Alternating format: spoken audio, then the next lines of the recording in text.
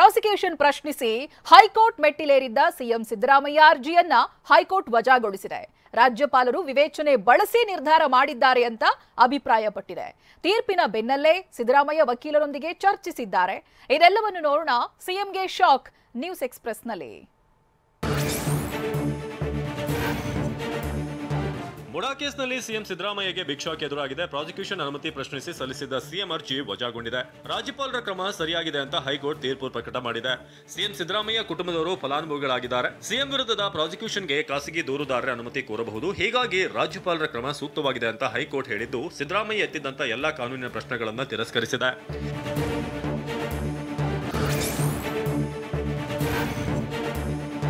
17ನೇ ಅಡಿ ಅನುಮತಿ ಕೋರಿದ್ದು ಸರಿಯಾಗಿ ಇದೆ ಅಂತ ಹೈಕೋರ್ಟ್ ಆದೇಶದಲ್ಲಿ ನ್ಯಾಯಮೂರ್ತಿ ಎಂ ನಾಗಪ್ರಸನ್ನ ಉಲ್ಲೇಖಿಸಿದ್ದಾರೆ.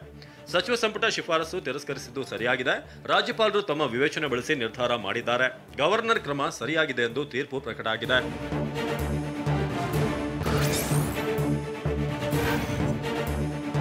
ಸಿಎಂ ಸಿದ್ದರಾಮಯ್ಯಗೆ ಈಗ ಮತ್ತೊಂದು ಸಂಕಷ್ಟ ಎದುರಾಗಿದೆ. ಜನಪ್ರತಿನಿಧಿಗಳ ವಿಶೇಷ ಕೋರ್ಟ್ನಲ್ಲಿ ಮುಂದಿನ ಪ್ರಕ್ರಿಯೆ ನಡೆಯಲಿದೆ. ಖಾಸಗಿ ದೂರಿನ ವಿಚಾರಣೆ ನಡೆಸುವಂತೆ ಸ್ನೇಹಮಯಿ ಕೃಷ್ಣ, ಟಿಜೆ ಅಬ್ರಹಾಂ ಮನವಿ ಮಾಡಲಿದ್ದಾರೆ. ಇಂದು ಅಥವಾ ನಾಳೆ ವಿಚಾರಣೆ ನಡೆಯುವ ಸಾಧ್ಯತೆ ಇದೆ. ಹೈಕೋರ್ಟ್ ಆದೇಶದ ಪ್ರತಿ ಜೊತೆಗೆ ದೂರುದಾರರು ತೆರಳಿದ್ದಾರೆ.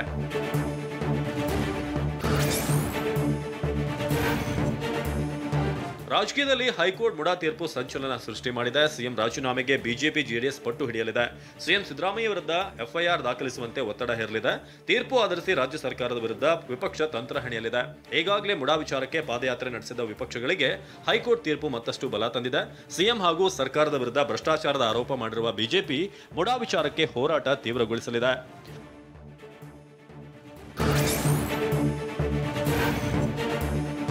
ತೀರ್ಪಿನ ಬೆನ್ನಲ್ಲೇ ವಕೀಲರ ಜೊತೆಗೆ ಸಿಎಂ ಸಿದ್ದರಾಮಯ್ಯ ಚರ್ಚೆ ಮಾಡಿದ್ದಾರೆ.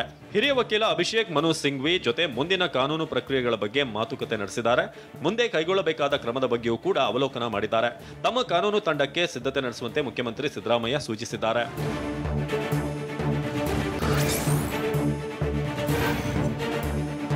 ಕಾಂಗ್ರೆಸ್ ಪಾಳೆಯದಲ್ಲೂ ಚಟುವಟಿಕೆಗಳು ಗರಿಗೆದರಿದ್ದು, ರಾಜಕೀಯ ಬೆಳವಣಿಗೆಯ ಮೇಲೆ ದೆಹಲಿ ವರಿಷ್ಠರು ನಿಗಾ ವಹಿಸಿದ್ದಾರೆ. ಪರಮೋಚ್ಚ ತೀರ್ಪು ಬರುವವರೆಗೂ ಹೋರಾಟ ನಡೆಸಲು ಸಿಎಂ ಸಿದ್ದರಾಮಯ್ಯ ತೀರ್ಮಾನಿಸಿದ್ದಾರೆ. ಈಗಾಗಲೇ ಮುಂದಿನ ಹೋರಾಟದ ಬಗ್ಗೆ ಕಾನೂನು ತಜ್ಞರ ಜೊತೆಗೆ ಸಿದ್ದರಾಮಯ್ಯ ಸಭೆ ನಡೆಸಿದ್ದಾರೆ. ಪ್ರಕರಣ ಸುಪ್ರೀಂ ಕೋರ್ಟ್ ಮೆಟ್ಟಿಲೇರಿದ್ರೆ ಮತ್ತಷ್ಟು ಮಹತ್ವ ಪಡೆಯುವ ಸಾಧ್ಯತೆ ಇದೆ.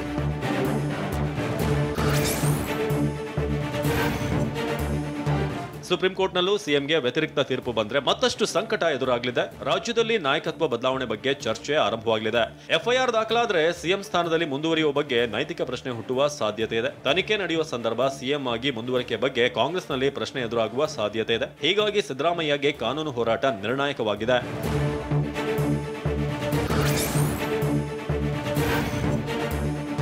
ಹೈಕೋರ್ಟ್ ರಾಜ್ಯಪಾಲರ ವಿವೇಚನಾಧಿಕಾರ ಎತ್ತಿ ಹಿಡಿದಿದೆ ಎಂದು ದೂರುದಾರ ಸ್ನೇಹಮಯಿ ಕೃಷ್ಣ ಪರ ವಕೀಲೆ ಲಕ್ಷ್ಮೀ ಅಯ್ಯಂಗಾರ್ ಹೇಳಿದ್ದಾರೆ. ಟಿವಿ9ಗೆ ಪ್ರತಿಕ್ರಿಯಿಸಿದ ಅವರು, 17ನೇ ಅಡಿ ಖಾಸಗಿ ದೂರುದಾರರು ಅನುಮತಿ ಕೋರಬಹುದು. ರಾಜ್ಯಪಾಲರ ಕ್ರಮ ಸರಿಯಾಗಿದೆ ಎಂದು ಹೈಕೋರ್ಟ್ ಹೇಳಿದೆ ಎಂದಿದ್ದಾರೆ. ಈ ಸಿಚುವೇಶನ್ ನಲ್ಲಿ he need not act based on their opinion, he can take an independent opinion ಅಂತ ಹೇಳಿದ್ದಾರೆ. ಇದು ಬರೀ ನಾವು ಅಪ್ರೂವಲ್ ಕೊಡ್ಬೋದಾ ಇಲ್ವಾ ಅಂತ ಅಷ್ಟೇ.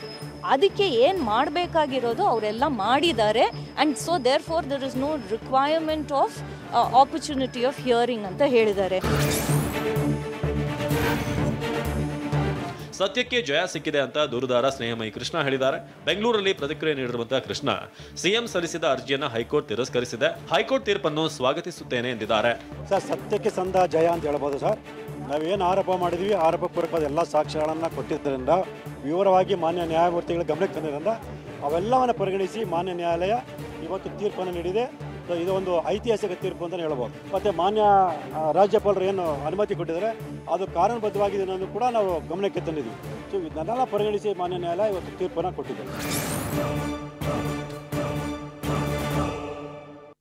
ಸಿಎಂ ಸಿದ್ದರಾಮಯ್ಯ ವಿರುದ್ಧ ಕಮಲ ದಳ ನಾಯಕರು ಮುಗಿಬಿದ್ದಿದ್ದಾರೆ. ಕಾಂಗ್ರೆಸ್ ಪಾಪದ ಕೊಡ ತುಂಬಿದೆ ಅಂತ ಅಶೋಕ್ ಕೆಂಡ ಕಾರಿದ್ದಾರೆ. ಇತ್ತ ಸಿಎಂ ಸಿದ್ದರಾಮಯ್ಯ ರಾಜೀನಾಮೆ ನೀಡಬೇಕು ಅಂತ ವಿಜೇಂದ್ರ ವಾಗ್ದಾಳಿ ನಡೆಸಿದ್ದಾರೆ. ಇದೆಲ್ಲವನ್ನು ನೋಡೋಣ ರಾಜೀನಾಮೆ ರಾಜಕೀಯ ನ್ಯೂಸ್ ಎಕ್ಸ್‌ಪ್ರೆಸ್‌ನಲ್ಲಿ.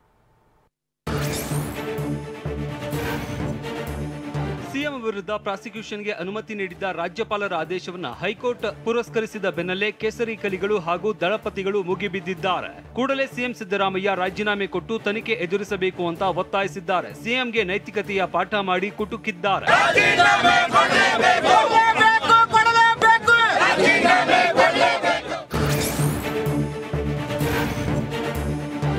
ಸಿಎಂ ಸಿದ್ದರಾಮಯ್ಯ ರಾಜೀನಾಮೆಗೆ ಒತ್ತಾಯಿಸಿ ಬಿಜೆಪಿ ಪ್ರತಿಭಟನೆ ಆರಂಭಿಸಿದೆ. ಶಿವಮೊಗ್ಗದ ಗೋಪಿ ವೃತ್ತದಲ್ಲಿ ಸಂಸದ ಬಿವೈ ರಾಘವೇಂದ್ರ ನೇತೃತ್ವದಲ್ಲಿ ಪ್ರತಿಭಟನೆ ನಡೆದಿದೆ.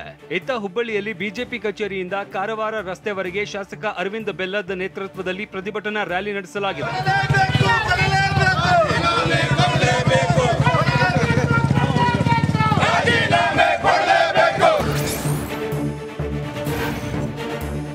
ಪ್ರಾಸಿಕ್ಯೂಷನ್ ಆದೇಶವನ್ನ ಎತ್ತಿ ಹಿಡಿದ ಹೈಕೋರ್ಟ್ ಆದೇಶವನ್ನ ವಿಪಕ್ಷ ನಾಯಕ ಆರ್ ಅಶೋಕ್ ಸ್ವಾಗತಿಸಿದ್ದಾರೆ. ನಾವು ಮೂಡಾ ಪ್ರಕರಣದ ವಿರುದ್ಧ ಹೋರಾಟ ಶುರು ಮಾಡಿದ್ವಿ, ವಿಧಾನಸಭೆಯ ಒಳಗೂ ಹೊರಗೂ ಹೋರಾಡಿದ್ವಿ, ಈಗ ನಮಗೆ ಕೋರ್ಟ್ ಮುಖಾಂತರ ನ್ಯಾಯ ಸಿಕ್ಕಿದೆ ಎಂದಿದ್ದಾರೆ.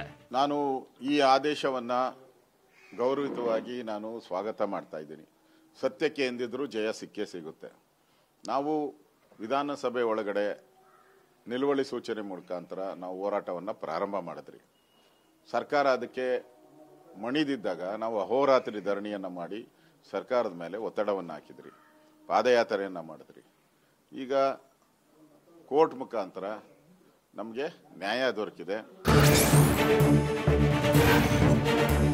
ಕಾಂಗ್ರೆಸ್ ಸರ್ಕಾರ ಪಾಪದ ಕೊಡ ತುಂಬಿದೆ ಅಂತ ವಿಪಕ್ಷ ನಾಯಕ ಆರ್ ಅಶೋಕ್ ವಾಗ್ದಾಳಿ ನಡೆಸಿದ್ದಾರೆ. ರಾಜ್ಯ ಸರ್ಕಾರ ಲೂಟಿಕೋರರ ಸರ್ಕಾರ ಎಂಬ ಭಾವನೆ ಜನರಲ್ಲಿ ಇದೆ ಅಂತ ಕಿಡಿಕಾರಿದ್ದಾರೆ. ಸತ್ಯ ಗೆದ್ದಿದೆ. ಕಾಂಗ್ರೆಸ್ ಸರ್ಕಾರ ಭ್ರಷ್ಟಾಚಾರಿಗಳ ಸರ್ಕಾರ. ಬಂದಂಥ ಒಂದೇ ವರ್ಷದಲ್ಲಿ ಲೂಟಿಗೆ ಇಳಿದಿರುವಂಥದ್ದು ಕರ್ನಾಟಕದ ಇತಿಹಾಸದಲ್ಲಿ ಬಂದಂಥ ಯಾವುದೇ ಸರ್ಕಾರ. ಆ ಪಾಪದ ಕೊಡ ತುಂಬಬೇಕಾದ್ರೆ 3 ವರ್ಷ 4 ವರ್ಷ ಬೇಕು. ಒಂದೇ ವರ್ಷದಲ್ಲಿ ಕಾಂಗ್ರೆಸ್ಸಿನ ಪಾಪದ ಕೊಡ ತುಂಬಿ ಇವತ್ತು ಕರ್ನಾಟಕದ ಜನಗಳ ಮನಸ್ಸಲ್ಲಿ ಈ ಸರ್ಕಾರ ಲೂಟಿಕೋರರ ಸರ್ಕಾರ. ಬಿಜೆಪಿ ರಾಜ್ಯಾಧ್ಯಕ್ಷ ಬಿವೈ ವಿಜೇಂದ್ರ ಸಿಎಂ ಸಿದ್ದರಾಮಯ್ಯ ವಿರುದ್ಧ ವಾಗ್ದಾಳಿ ನಡೆಸಿದ್ದಾರೆ. ಭ್ರಷ್ಟಾಚಾರ ರಹಿತ ಆಡಳಿತ ನಡೆಸುತ್ತೇವೆ ಅಂತ ಬಂದು ಭ್ರಷ್ಟಾಚಾರದ ಕಳಂಕವನ್ನ ಹೊತ್ತುಕೊಂಡಿದ್ದಾರೆ.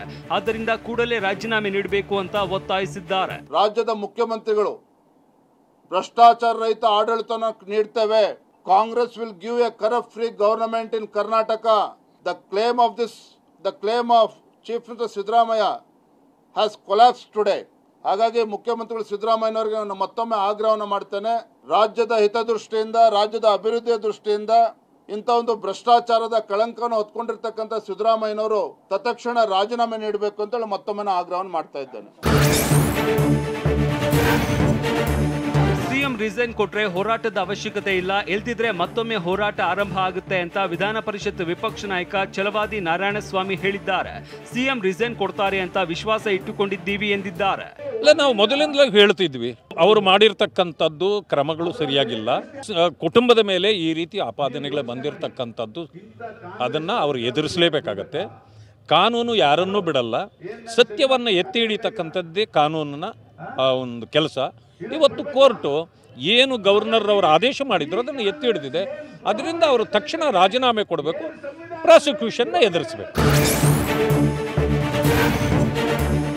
ನೈತಿಕತೆ ಇದ್ರೆ ಸಿದ್ದರಾಮಯ್ಯ ರಾಜೀನಾಮೆ ಕೊಡಬೇಕು ಅಂತ ಹುಬ್ಬಳ್ಳಿಯಲ್ಲಿ ಸಂಸದ ಜಗದೀಶ್ ಶೆಟ್ಟರ್ ಹೇಳಿದ್ದಾರೆ. ಸಿದ್ದರಾಮಯ್ಯ ರಾಜೀನಾಮೆ ಕೊಟ್ಟು ತನಿಖೆ ಎದುರಿಸಬೇಕು, ಅಕಸ್ಮಾತ್ ನಿರಪರಾಧಿ ಅಂತ ಬಂದ್ರೆ ವಾಪಸ್ ಅಧಿಕಾರ ಮಾಡಲಿ ಅಂತ ಆಗ್ರಹಿಸಿದ್ದಾರೆ. ಈ ಒಂದು ಇನ್ವೆಸ್ಟಿಗೇಷನ್ ಆಗುವವರೆಗೆ, ಯಾಕಂದ್ರೆ ಇನ್ವೆಸ್ಟಿಗೇಷನ್ ಸ್ಟಾರ್ಟ್ ಆಗ್ತಂದ್ರೆ FIR ಫೈಲ್ ಆಗಬೇಕಾಗ್ತದೆ ಮುಖ್ಯಮಂತ್ರಿ ಮೇಲೆ. ಮುಖ್ಯಮಂತ್ರಿಗಳು FIR ಫೈಲ್ ಆಗ್ತದೆ ಅಂದಮೇಲೆ ಇನ್ವೆಸ್ಟಿಗೇಷನ್ ಆಗುವುದಾದರೆ ಮುಖ್ಯಮಂತ್ರಿ ಕೈ ಕೆಳಗೆ ಕೆಲಸ ಮಾಡುವಂಥ ಅಧಿಕಾರಿಗಳು ಒಂದು ಇಂಪಾರ್ಷಿಯಲ್ ಆಗಿ ತನಿಖೆ ಮಾಡಲಿಕ್ಕೆ ಸಾಧ್ಯ ಇಲ್ಲ.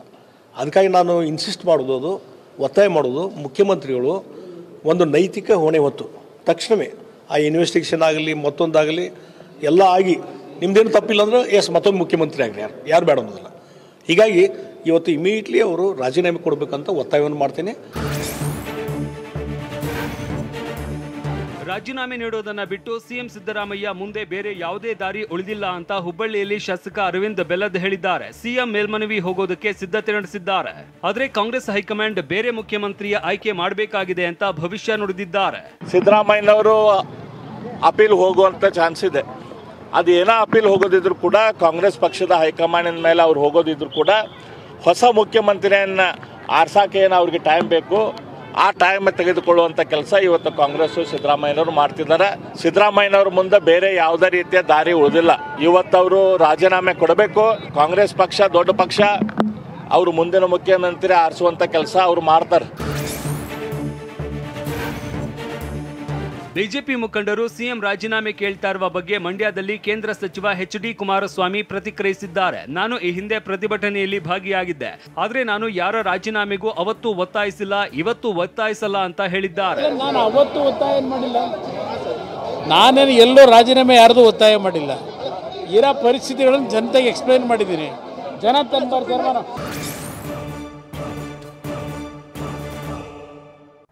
ಪ್ರಾಸಿಕ್ಯೂಷನ್ಗೆ ಹೈಕೋರ್ಟ್ ಆದೇಶಿಸಿಲ್ಲ, ಪ್ರಾಥಮಿಕ ತನಿಖೆಗೆ ಆದೇಶಿಸಿದ್ದಾರೆ ಅಂತ ಸಿದ್ದರಾಮಯ್ಯ ಹೇಳಿದ್ದಾರೆ. ಅಲ್ಲದೆ ನಾನ್ಯಾಕೆ ರಾಜೀನಾಮೆ ಕೊಡ್ಲಿ, ರಾಜೀನಾಮೆ ಮಾತಿಲ್ಲ ಎಂದಿದ್ದಾರೆ. ಇತ್ತ ಡಿಸಿಎಂ ಡಿಕೆ ಮಾತನಾಡಿ ಸಿಎಂ ಮೇಲೆ ದೊಡ್ಡ ಷಡ್ಯಂತ್ರ ಮಾಡಿದ್ದಾರೆ ಅಂತ ಆರೋಪಿಸಿದ್ದಾರೆ. ಇದೆಲ್ಲವನ್ನು ನೋಡೋಣ ಕೈ ಕೋಲಾಹಲ ನ್ಯೂಸ್ ಎಕ್ಸ್‌ಪ್ರೆಸ್ನಲ್ಲಿ. ಪ್ರಾಸಿಕ್ಯೂಷನ್ಗೆ ಹೈಕೋರ್ಟ್ ಆದೇಶ ನೀಡಿಲ್ಲ ಅಂತ ಸಿಎಂ ಸಿದ್ದರಾಮಯ್ಯ ಹೇಳಿದ್ದಾರೆ. ಈ ಬಗ್ಗೆ ಬೆಂಗಳೂರಿನ ಗೃಹ ಕಚೇರಿ ಕೃಷ್ಣಾದಲ್ಲಿ ಮಾತನಾಡಿದ ಸಿಎಂ, ಪ್ರಾಥಮಿಕ ತನಿಖೆಗೆ ಮಾತ್ರ ಹೈಕೋರ್ಟ್ ಆದೇಶ ನೀಡಿದೆ. ಬಿಎನ್ಎಸ್ಎಸ್ 218ರ ಪ್ರಕಾರ ಪ್ರಾಸಿಕ್ಯೂಷನ್ಗೆ ಅನುಮತಿ ಕೊಟ್ಟಿಲ್ಲ. ಬಿಎನ್ಎಸ್ಎಸ್ 218ನ್ನ ಹೈಕೋರ್ಟ್ ಸಂಪೂರ್ಣ ತಿರಸ್ಕರಿಸಿದೆ ಅಂತಂದ್ರು. 218 ಬಿಎನ್ಎಸ್ಎಸ್ ಅದನ್ನು ಸಂಪೂರ್ಣ ತಿರಸ್ಕಾರ ಮಾಡಿದ್ದಾರೆ. The order is read to be restrictive to an approval under section 17A of the Act and not an order granting sanction to 18 of BNSS. Narendra Modi ಸರ್ಕಾರದಿಂದ ದೇಶದಲ್ಲಿರುವ ವಿಪಕ್ಷ ಸರ್ಕಾರಗಳ ಮೇಲೆ ಸೇಡಿನ ರಾಜಕೀಯ ನಡೀತಿದೆ ಅಂತ ಸಿಎಂ ಸಿದ್ದರಾಮಯ್ಯ ಹೇಳಿದ್ದಾರೆ. ಬೆಂಗಳೂರಲ್ಲಿ ಮಾತನಾಡಿದ ಸಿಎಂ, ವಿಧಾನಸಭಾ ಚುನಾವಣೆಯಲ್ಲಿ ಹೀನಾಯವಾಗಿ ಸೋತಿದ್ದಾರೆ. ಸರ್ಕಾರಕ್ಕೆ ಬಿಜೆಪಿ ಜೆಡಿಎಸ್ನಿಂದ ಕಪ್ಪು ಮಸಿ ಬಳಿಯುವ ಕೆಲಸ ನಡೀತಾ ಇದೆ. ಬಿಜೆಪಿ ಯಾವಾಗಲೂ ಸಾಮಾಜಿಕ ನ್ಯಾಯದ ವಿರುದ್ಧ ಇದೆ ಅಂತ ವಾಗ್ದಾಳಿ ನಡೆಸಿದ್ದಾರೆ. ನರೇಂದ್ರ ಮೋದಿ ಅವರ ನೇತೃತ್ವದ ಬಿಜೆಪಿ ಸರ್ಕಾರ ನನ್ನ ಮೇಲೆ ಅಷ್ಟೇ ಸೇಡಿನ ರಾಜಕೀಯ ಮಾಡಲ್ಲ, ಇಡೀ ದೇಶದಲ್ಲಿ ಈ ಸೇಡಿನ ರಾಜಕೀಯ ಮಾಡ್ತಾ ಇದ್ದಾರೆ. ವಿರೋಧ ಪಕ್ಷದ ಸರ್ಕಾರಗಳು ಎಲ್ಲೆಲ್ಲಿದ್ದಾವೆ ಎಲ್ಲ ಕಡೆ ಸೇಡಿನ ರಾಜಕೀಯ ಮಾಡ್ತಾ ಇದ್ದಾರೆ. ದೇಶದ ತುಂಬಾ ಕಾನೂನು ತಜ್ಞರ ಜೊತೆ ಚರ್ಚಿಸಿ ಮುಂದಿನ ಕ್ರಮದ ನಿರ್ಧಾರ ಅಂತ ಸಿಎಂ ಸಿದ್ದರಾಮಯ್ಯ ಹೇಳಿದ್ದಾರೆ. ಬೆಂಗಳೂರಲ್ಲಿ ಪ್ರತಿಕ್ರಿಯಿಸಿದ ಸಿಎಂ, ಎಲ್ಲ ಮಂತ್ರಿಗಳು, ಕೆಪಿಸಿಸಿ ಅಧ್ಯಕ್ಷರು ಚರ್ಚಿಸಿ ತೀರ್ಮಾನ ಕೈಗೊಳ್ತೇವೆ. ಬಿಜೆಪಿ ಜೆಡಿಎಸ್ನವರ ಪಿತೂರಿಗೆ ನಾನು ಹೆದರಲ್ಲ, ಒಳಸಂಚು, ರಾಜ್ಯಪಾಲರ ದುರುಪಯೋಗಕ್ಕೆ ಹೆದರಲ್ಲ ಎಂದಿದ್ದಾರೆ. ಅಲ್ಲದೆ ನಾನ್ಯಾಕೆ ರಾಜೀನಾಮೆ ಕೊಡ್ಲಿ, ರಾಜೀನಾಮೆ ಮಾತಿಲ್ಲ ಅಂತ ಬಿಜೆಪಿ ಪ್ರತಿಭಟನೆಗೆ ಸಿದ್ದರಾಮಯ್ಯ ತಿರುಗೇಟು ಕೊಟ್ಟಿದ್ದಾರೆ. ಎಂಕ್ವೈರಿ ಮಾಡಿ ಅಂತ ಹೇಳಿರೋದು ಅಲ್ವಾ? ಎಂಕ್ವೈರಿ ಸ್ಟೇಜ್ನಲ್ಲೇ ರಾಜೀನಾಮೆ ಕೊಡಿ ಅಂತ ನೀನು ಕೇಳೋದು.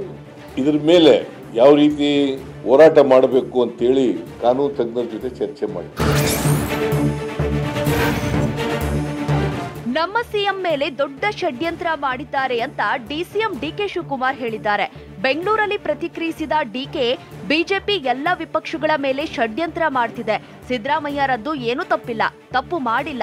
ಯಾವುದೇ ತನಿಖೆಗೆ ಆದೇಶಿಸಲಿ, ಏನೇ ಮಾಡಲಿ, ಮುಖ್ಯಮಂತ್ರಿಗಳ ಜೊತೆಗೆ ನಾವಿದ್ದೇವೆ ಅಂತಂದ್ರು. ಒಂದು, ನಮ್ಮ ಮುಖ್ಯಮಂತ್ರಿಗಳ ಮೇಲೆ ದೊಡ್ಡ ಷಡ್ಯಂತ್ರ, ನನ್ನ ಮೇಲೆ ಹೆಂಗೆ ದೊಡ್ಡ ಷಡ್ಯಂತ್ರ ಮಾಡಿದ್ರು ಬಿಜೆಪಿಯವರು, ಹಂಗೆ ಇವತ್ತು ಕೂಡ ಮುಖ್ಯಮಂತ್ರಿಗಳ ಮೇಲೆ, ಅವ್ರ ಕುಟುಂಬದ ಮೇಲೆ ಒಂದು ದೊಡ್ಡ ಷಡ್ಯಂತ್ರ ಮಾಡಿದ್ದಾರೆ. ನನ್ನ ಪ್ರಕಾರ ಅವ್ರದ್ದು ಯಾವ ತಪ್ಪು ಇಲ್ಲ, ಅವರೇನು ತಪ್ಪು ಕೂಡ ಮಾಡಿಲ್ಲ. ನಾವು ಅವ್ರ ಜೊತೆ ಇದ್ದೇವೆ. ಅವರು ಮಾಡಿರೋಂಥ ಕಾರ್ಯಕ್ರಮ, ರಾಜ್ಯಕ್ಕೆ ಕೊಟ್ಟಂಥ ಕೊಡುಗೆನ ಬಿಜೆಪಿಯವ್ರ ಕೈಲಿ ಸಹಿಸ್ಕೊಳಕ್ಕೆ ಆಗ್ತಾ ಇಲ್ಲ. ಹೈಕೋರ್ಟ್ ತೀರ್ಪಿನಿಂದ ಸಿಎಂಗೆ ಹಿನ್ನಡೆಯಾಗಿಲ್ಲ ಅಂತ ಟಿವಿ9ಗೆ ಸಚಿವ ಸಂತೋಷ್ ಲಾಡ್ ಪ್ರತಿಕ್ರಿಯಿಸಿದ್ದಾರೆ. ಈ ಬಗ್ಗೆ ಮಾತನಾಡಿದ ಸಚಿವ, ಇದು ಮುಡಾ ಪ್ರಕರಣಕ್ಕೆ ಸಂಬಂಧಪಟ್ಟ ತೀರ್ಪಲ್ಲ, ರಾಜ್ಯಪಾಲರ ಪ್ರಾಸಿಕ್ಯೂಷನ್ಗೆ ಸಂಬಂಧಿಸಿದ ತೀರ್ಪು. ಬಿಜೆಪಿಗರಿಗೆ ಸಿದ್ದರಾಮಯ್ಯರನ್ನ ಸಹಿಸಿಕೊಳ್ಳಲು ಆಗ್ತಿಲ್ಲ ಅಂತ ವಾಗ್ದಾಳಿ ನಡೆಸಿದ್ದಾರೆ. ಸಿದ್ದರಾಮಯ್ಯ ಸಾಹೇಬರು ಒಂದು ಅಹಿಂದ ನಾಯಕ, ಇದು ಅವ್ರಿಗೆ ತಡ್ಕೊಳಕ್ ಆಗ್ತಾ ಇಲ್ಲ, ಬಿಜೆಪಿಯವರು ತಡ್ಕೊಳಕ್ ಆಗ್ತಾ ಇಲ್ಲ. ಇಡೀ ಆಲ್ ಓವರ್ ಇಂಡಿಯಾ ಅಥವಾ ಕರ್ನಾಟಕದಲ್ಲಿ if U C is the only one star world in backward class leader. ಇವ್ರನ್ನ ಹೆಂಗೋ ಮಾಡಬೇಕು, ಇವ್ರನ್ನ ಮುಗಿಸ್ಬೇಕು ರಾಜಕೀಯವಾಗಿ ಅಂತ ಪ್ರಯತ್ನ ಮಾಡ್ತಾ ಇದ್ದಾರೆ. But definitely to an extent. ಪ್ರಾಸಿಕ್ಯೂಷನ್ಗೆ ಏಕಸದಸ್ಯ ಪೀಠದಲ್ಲಿ ಅನುಮತಿ ನೀಡಿದ್ದಾರೆ. ನ್ಯಾಯಾಂಗದ ಬಗ್ಗೆ ನಮಗೆ ನಂಬಿಕೆ ಇದೆ, ಹೋರಾಟ ಮಾಡುತ್ತೇವೆ ಅಂತ ಸಚಿವ ರಾಮಲಿಂಗಾರೆಡ್ಡಿ ಹೇಳಿದ್ದಾರೆ. ಬೆಂಗಳೂರಲ್ಲಿ ಮಾತನಾಡಿದ ಸಚಿವ, 17A ಪ್ರಕಾರ ತನಿಖೆಗೆ ಏಕಸದಸ್ಯ ಪೀಠ ಅವಕಾಶ ಕೊಟ್ಟಿದೆ, ಆದರೆ ಅದರಲ್ಲಿ ಹುರುಳಿಲ್ಲ. ನಾವು ದ್ವಿಸದಸ್ಯ ಪೀಠದಲ್ಲಿ ಆದೇಶ ಪ್ರಶ್ನಿಸುತ್ತೇವೆ ಎಂದಿದ್ದಾರೆ. ಅದರೇನು ಹುರುಳಿಲ್ಲ, ಆದರೂ ಕೂಡ ಸಿಂಗಲ್ ಬೆಂಚಲ್ಲಿ ಕೊಟ್ಟಿದ್ದಾರೆ. ನಾವು ಅದನ್ನು ಪ್ರಶ್ನೆ ಮಾಡೋಕ್ಕಾಗೋದಿಲ್ಲ. ನಾವು ಎಲ್ಲಿ ಪ್ರಶ್ನೆ ಮಾಡಬೇಕಂದ್ರೆ ಡಬಲ್ ಬೆಂಚ್. ಸಿಎಂ ಆಗಿ ಸಿದ್ದರಾಮಯ್ಯ ಅವರೇ ಮುಂದುವರಿಯುತ್ತಾರೆ ಅಂತ ಸಚಿವ ಸತೀಶ್ ಜಾರಕಿಹೊಳಿ ಹೇಳಿದ್ದಾರೆ. ಬೆಳಗಾವಿಯಲ್ಲಿ ಪ್ರತಿಕ್ರಿಯಿಸಿದ ಸಚಿವ, ಬರೀ ತನಿಖೆಗೆ ಆದೇಶ ಬಂದ್ರೆ ರಾಜೀನಾಮೆ ಸರಿಯಲ್ಲ, ರಾಜೀನಾಮೆ ಕೊಡುವಂತಹ ಪ್ರಶ್ನೆ ಇದೀಗ ಉದ್ಭವಿಸೋದಿಲ್ಲ ಎಂದಿದ್ದಾರೆ. ಸಿಎಂ ಅವ್ರ ಜೊತೆ ನಾವೆಲ್ಲ ಇರ್ತೀವಿ, ಕಾನೂನು ಹೋರಾಟ ಮಾಡಿ ಅಂತ ಹೇಳುವಂಥ ಪ್ರಯತ್ನ ಆಯ್ತು ಅಷ್ಟೇ. ಅವ್ರನ್ನ ಕೆಳಗಿಳಿಸೋ ಪ್ರಶ್ನೆ ಅಲ್ಲ, ಸಿಎಂ ಅವರೇ ಮುಖ್ಯಮಂತ್ರಿಯಾಗಿ ಸಿದ್ದರಾಮಯ್ಯ ಅವರು ಇರ್ತಾರೆ. ಕೇಂದ್ರ ಸರ್ಕಾರದಿಂದ ವಿರೋಧ ಪಕ್ಷಗಳನ್ನ ಹತ್ತಿಕ್ಕುವ ಪ್ರಯತ್ನ ನಡೆಯುತ್ತಿದೆ ಅಂತ ಸಚಿವ ಎಂಬಿ ಪಾಟೀಲ್ ಹೇಳಿದ್ದಾರೆ. ಬೆಂಗಳೂರಲ್ಲಿ ಪ್ರತಿಕ್ರಿಯಿಸಿದ ಸಚಿವ, ಮೂಡಾದಲ್ಲಿ ಮುಖ್ಯಮಂತ್ರಿಗಳ ಪಾತ್ರ ಏನಿದೆ? ಸಿದ್ದರಾಮಯ್ಯ ನಿರ್ದೇಶನ ಕೊಟ್ಟಿದ್ದಾರಾ ತೋರಿಸಿ ಅಂತ ಪ್ರಶ್ನಿಸಿದ್ದಾರೆ. ಬಿಜೆಪಿ ಇವತ್ತು ಕೇಂದ್ರ ಸರ್ಕಾರ ವಿರೋಧ ಪಕ್ಷಗಳನ್ನ ಹತ್ತಿಕ್ಕಬೇಕು, ಸಂವಿಧಾನಾತ್ಮಕವಾಗಿ ಏನು ಸರ್ಕಾರಗಳು ರಚನೆ ಆಗಿದೆ ಅವನ್ನ ಅಸ್ತ್ರಗೊಳಿಸಬೇಕು ಅಂತ ಪ್ರಯತ್ನದ ಮುಂದುವರೆದ ಭಾಗ ಇದು. ನನಗೆ ವೈಯಕ್ತಿಕವಾಗಿ ಆಶ್ಚರ್ಯ ಇಲ್ಲ ಅಂತ ಸಚಿವ ಪ್ರಿಯಾಂಕ್ ಖರ್ಗೆ ವಾಗ್ದಾಳಿ ನಡೆಸಿದ್ದಾರೆ. ದೆಹಲಿಯಲ್ಲಿ ಪ್ರತಿಕ್ರಿಯಿಸಿದ ಸಚಿವ, ಸಿಬಿಐ, ಐಟಿ, ಇಡಿ ಬಳಿಕ ರಾಜ್ಯಪಾಲರನ್ನ ಮುಂದೆ ತಂದಿದ್ದಾರೆ. ಇದು ಕೇಂದ್ರ ಸರ್ಕಾರದ ಪ್ಲೇಬುಕ್. ರಾಜ್ಯಪಾಲರ ಕಚೇರಿಯನ್ನ ಬಿಜೆಪಿ ದುರುಪಯೋಗ ಪಡಿಸಿಕೊಳ್ತಿದೆ. ಅದೇ ನಿಟ್ಟಿನಲ್ಲಿ ತೀರ್ಪು ಹೊರಬಿದ್ದಿದೆ. ನಾವು ಕಾನೂನು ಪ್ರಕಾರವಾಗಿ ಹೋರಾಟ ಮಾಡುತ್ತೇವೆ ಎಂದಿದ್ದಾರೆ. ನನಗಂತೂ ವೈಯಕ್ತಿಕವಾಗಿ ಆಶ್ಚರ್ಯ ಇಲ್ಲ. ಯಾಕಂದರೆ ಇವತ್ತು CBI, IT, ED ಎಲ್ಲಾದರೂ ಪ್ರಯತ್ನ ಮಾಡಿದ್ರು, ಅವೆಲ್ಲ ವರ್ಕೌಟ್ ಆಗಿಲ್ಲ ಅಂದಾಗ ಗವರ್ನರಿಗೆ ಮುಂದೆ ತಂದಿದ್ರು. ನಾನು ಮುಂಚೆಯಿಂದನೂ ಹೇಳ್ತಾ ಇದ್ದೀನಿ, ಇದು BJPಯವರ ಸ್ಟ್ಯಾಂಡರ್ಡ್ ಆಪರೇಟಿಂಗ್ ಪ್ರೊಸೀಜರ್. ಅತ್ಯಾಚಾರ ಪ್ರಕರಣದಲ್ಲಿ ಮುನಿರತ್ನರನ್ನ SIT ಕಸ್ಟಡಿಗೆ ನೀಡಿ ಕೋರ್ಟ್ ಆದೇಶಿಸಿದೆ. ಇತ್ತ ಬಳ್ಳಾರಿ ಜೈಲಿನಲ್ಲಿರೋ ದರ್ಶನ್ ಭೇಟಿಯಾಗಿ ವಕೀಲರ ತಂಡ ಚರ್ಚೆ ನಡೆಸಿದೆ. ಮಹಾಲಕ್ಷ್ಮಿ ಮರ್ಡರ್ ಪ್ರಕರಣ ಹಲವು ಗೊಂದಲಗಳಿಗೆ ಎಡೆಮಾಡಿಕೊಡ್ತಾ ಇದೆ. ಬಾಗಲಕೋಟೆ, ಯಾದಗಿರಿಯಲ್ಲಿ ಮಳೆ ಅವಾಂತರಗಳನ್ನು ಸೃಷ್ಟಿ ಮಾಡಿದೆ. ಇವೆಲ್ಲವನ್ನು ನೋಡೋಣ ಕರ್ನಾಟಕ ನ್ಯೂಸ್ ಎಕ್ಸ್‌ಪ್ರೆಸ್ನಲ್ಲಿ. ಅತ್ಯಾಚಾರ ಆರೋಪ ಕೇಸ್ನಲ್ಲಿ 14 ದಿನಗಳ ನ್ಯಾಯಾಂಗ ಬಂಧನದ ಬಳಿಕ ಪರಪ್ಪನ ಅಗ್ರಹಾರ ಸೇರಿದ ಶಾಸಕ ಮುನಿರತ್ನರನ್ನ ಸದ್ಯ ಕೋರ್ಟ್ SIT ಕಸ್ಟಡಿಗೆ ನೀಡಿದೆ. ಬೆಂಗಳೂರಿನ 42ನೇ ACMM ನ್ಯಾಯಾಲಯ ಅಕ್ಟೋಬರ್ 5ರವರೆಗೆ ಅತ್ಯಾಚಾರ ಪ್ರಕರಣದ ತನಿಖೆ ನಡೆಸುತ್ತಿರುವ SIT ಕಸ್ಟಡಿಗೆ ನೀಡಿ ಆದೇಶ ಹೊರಡಿಸಿದೆ.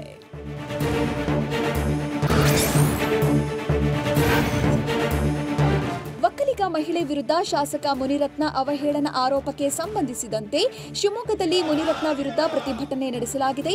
ನಗರದ ಜಿಲ್ಲಾಧಿಕಾರಿ ಕಚೇರಿಗೆದುರು ಒಕ್ಕಲಿಗರ ಯುವ ವೇದಿಕೆ ಪ್ರತಿಭಟನೆ ನಡೆಸಿದೆ. ಶಾಸಕ ಮುನಿರತ್ನ ವಿರುದ್ಧ ಘೋಷಣೆ ಕೂಗಿ ಆಕ್ರೋಶ ಹೊರಹಾಕಿದ್ದಾರೆ.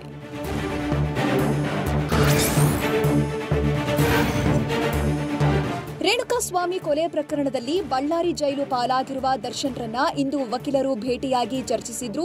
ಬಳ್ಳಾರಿ ಜೈಲಿನ ಸಂದರ್ಶಕರ ಕೊಠಡಿಯಲ್ಲಿ ದರ್ಶನ್ ಜೊತೆ ಚರ್ಚಿಸಿದ್ದಾರೆ. ಜಾಮೀನು ಅರ್ಜಿ ಮುಂದೂಡಿಕೆ ಹಿನ್ನೆಲೆ ಕೋರ್ಟ್ ವಿಚಾರಣೆಯಲ್ಲಿ ಮಾಹಿತಿ ನೀಡಿದ್ದಾರೆ. ಪ್ರಕರಣದ ಸಾಕ್ಷ್ಯ, ಕಾನೂನು ಹೋರಾಟದ ಚರ್ಚೆಯ ಜೊತೆಗೆ ಜೈಲಿನ ಬಗ್ಗೆಯೂ ಮಾಹಿತಿ ಪಡೆದಿದ್ದಾರೆ.